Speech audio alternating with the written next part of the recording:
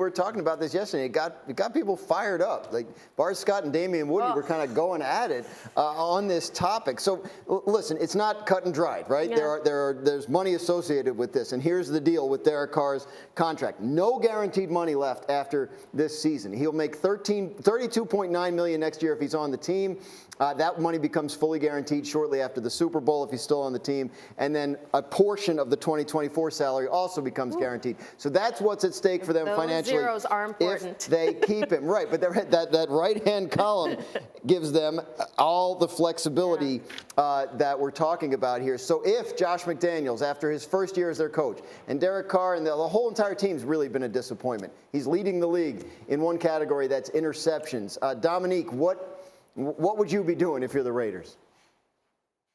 Yeah, I mean, I think best case scenario is you keep them on and you manage to find one of these teams who really needs a quarterback and feels like they're a quarterback away, and you can get some like draft capital in exchange for Derek Carr. But other than that, you stick with Derek Carr. I don't imagine that you're going to find someone better than him in the draft or in free agency. Derek Carr has a high ceiling. It's just the consistency isn't there. If they're looking to make some sort of push in the near future, it's going to be with Derek Carr. If they're looking to do a complete rebuild and see if they can get in the Caleb Williams sweepstakes, then that's a whole nother story.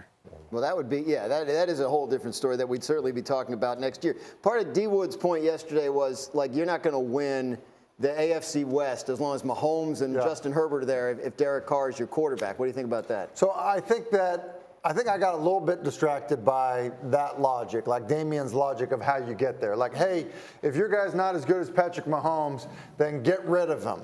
Well, like, if that's the case, like, everybody's getting rid of everybody. Yeah. I mean, like, you want to make the argument to keep like 3 quarterbacks anyway. You know what I mean? So I think that I was initially distracted by that. Like, if that's your reasoning for it, like, no, you don't move on from Derek Carr. I think it's easier to get worse at the position than get better at the position when you're starting from Derek Carr, saying that. Now, if there was some reason that you felt like there was a way to get somebody that was maybe closer to Mahomes, and you would have, there's obviously back channels to figure out if that's the case, then fine.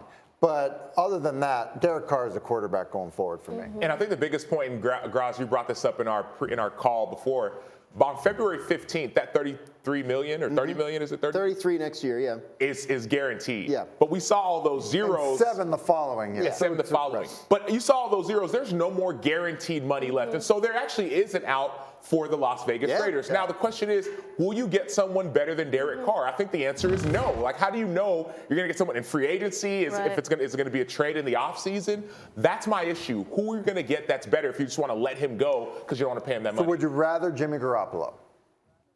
But I'm saying, like, but it's not clear. But that's your conversation. Dominique's saying no. Listen, hey, I want to ask another question, and I think this is a good one. Dominique, I want to hear a good question. Davante Adams went there because he and Derek Carr are friends.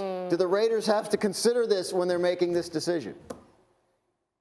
Well, I mean, I think they have to consider it, but I think that's a good story for Davante Adams to tell, but he's also there because they gave him a whole lot of money.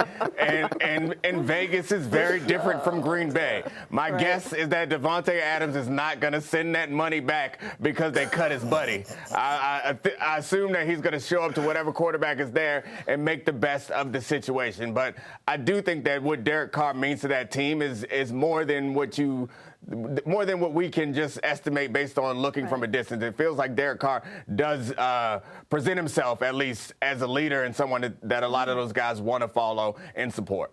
He has shown that. So we'll see. If they give him, they'll have a tough decision to make, and they'll have to make it pretty soon, as we discussed regarding those financials. So.